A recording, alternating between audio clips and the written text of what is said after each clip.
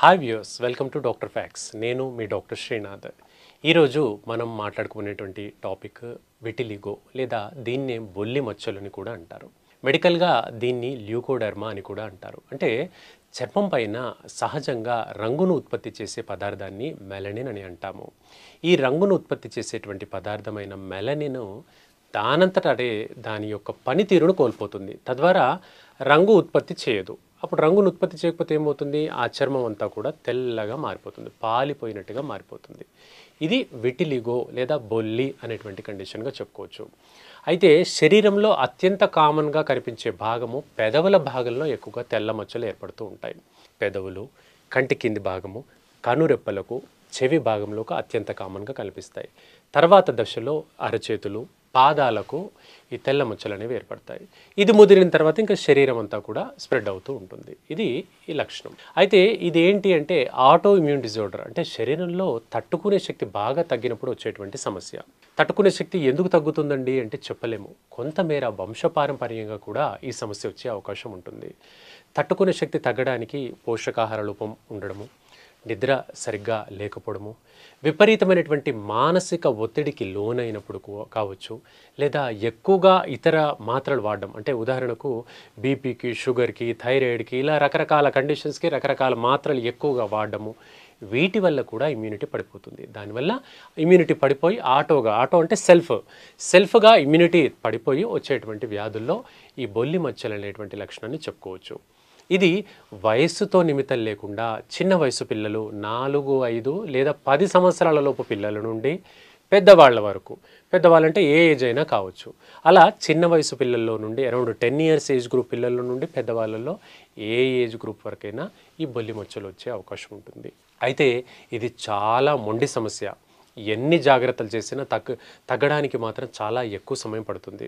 ఇక మనము రెగ్యులర్గా అందుబాటులో ఉండే డాక్టర్ గారి దగ్గరికి వెళ్ళినప్పుడు మనకు ఆయింట్మెంట్లు ఇస్తారు, లోషన్లు ఇస్తారు, ట్యాబ్లెట్లు ఇస్తారు. ట్యాబ్లెట్లు వాడుతున్నామండి డాక్టర్ గారు అంటే దాంతోపాటుగా ఒక గ్యాస్ట్రిక్ కంప్లైంట్ తలెత్తుతుంది, కడుపులో మంట అవుతుందండి ఆ మాత్రలు వాడడం వల్ల అంటారు. ఇప్పుడు డాక్టర్ గారు ఏం చేస్తారు? ఇంకో మాత్ర ఇస్తారు. అలా మల్టిపుల్ మాత్రలు వాడినప్పటికీ కూడా పెద్దగా ఫలితం అనేది ఉండదు. చివరి ఆఖరిన చాలామంది లేజర్ థెరపీకి కూడా వెళ్తూ ఉంటారు. లేజర్ థెరపీలో కొన్ని రకాల కిరణాలు, పువా థెరపీ అంటారు, అల్ట్రావైలెట్ థెరపీ అంటారు. సో ఆ కిరణాలకు ఆ తెల్ల మచ్చను ఎక్స్పోజ్ చేసినప్పుడు తెల్ల మచ్చ కొంచెం అదుపులోకి వస్తుంది. మళ్ళీ కొన్నాళ్ళు గడవగానే యథావిధిగా బయటకు వచ్చేస్తుంటుంది.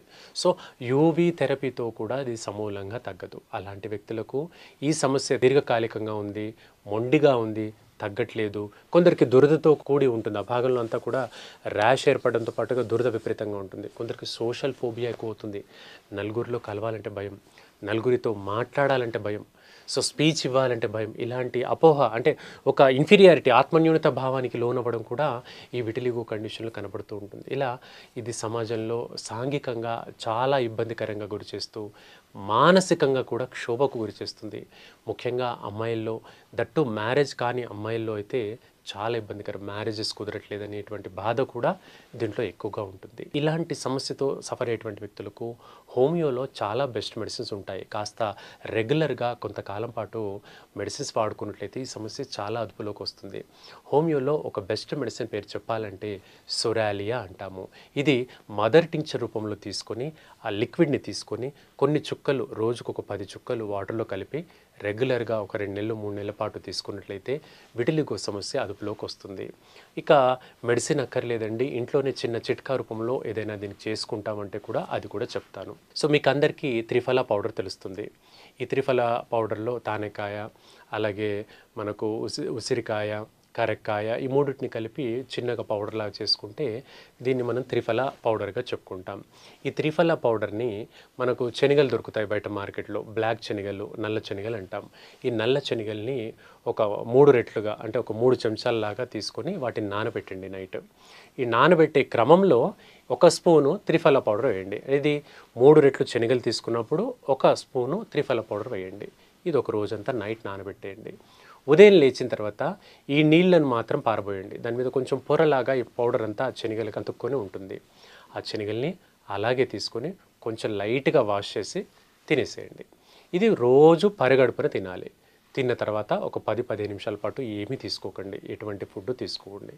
ఇలా సుమారుగా ఒక కనీసము ఒక 30-40 రోజులు, అంటే ఒక నెల, నెలన్నర పాటు చేయండి.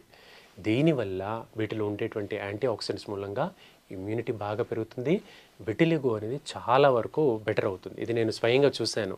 హోమియోపతి మందుతో పాటు ఈ డైట్ చెప్పినటువంటి వ్యక్తులకు చాలా మంచి మార్పు కలిగింది. సో విన్నారు కదా వ్యూవర్స్, ఈ సమస్య మీకు ఎవరికి ఉన్నా కూడా హోమియో వాడుకోండి, చాలా చక్కగా ఈ సమస్య తగ్గుతుంది.